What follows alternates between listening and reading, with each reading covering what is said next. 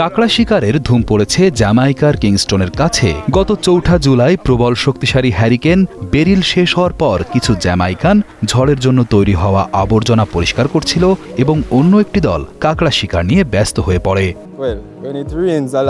যখন প্রচুর বৃষ্টি হয় কাঁকড়াগুলি উপরে উঠে আসে। যখন আমরা পর্যাপ্ত বৃষ্টিপাত দেখি তখন পানিতে নেমে কাঁকড়া ধরা শুরু করি, কিছু বাড়তি উপার্জন করি। ঝড়ের পরপর প্রচুর কাঁকড়া উঠে আসে ডাঙায়। ঝড়ের কারণে জমা ময়লা আবর্জনার নিচে এবং পানিতে উৎসব মুখর পরিবেশে কাঁকড়া শিকার শুরু হয়।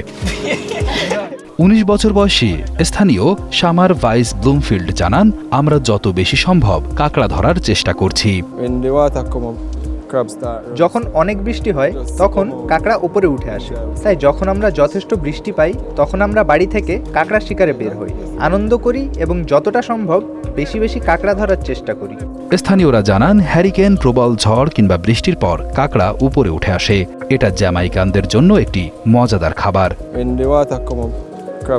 আমরা কাঁকড়া ধরে মজা পাই, তারপর ঝাল করে তরকারি রান্না করি, সবাই খুব মজা করে খাই।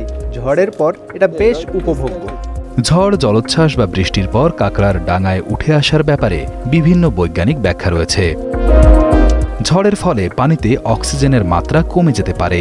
কাঁকড়ার শ্বাস নেওয়ার জন্য অক্সিজেনের প্রয়োজন, তাই তারা ডাঙায় উঠে বেশি অক্সিজেন সমৃদ্ধ পানি পাওয়ার চেষ্টা করতে পারে।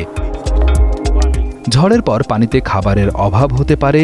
ডাঙায় উঠে কাঁকড়া নতুন খাবারের উৎস খুঁজে পাওয়ার চেষ্টা করতে পারে। কিছু প্রজাতির কাঁকড়া ডিম পাড়ার জন্য ডাঙায় উঠে আসে। ঝড়ের পর তারা ডিম পাড়ার জন্য উপযুক্ত পরিবেশ খুঁজে পেতে ডাঙায় উঠে আসতে পারে। কারণ যাই হোক, হ্যারিকেন বেরিল চলে যাওয়ার ফলে হেলশায়ার বিচে কাঁকড়া শিকার সম্ভব হয়েছে এবং সৈকতকে আরও জীবন্ত এবং স্থানীয়দের মধ্যে একটি আনন্দঘন পরিবেশ সৃষ্টি করেছে।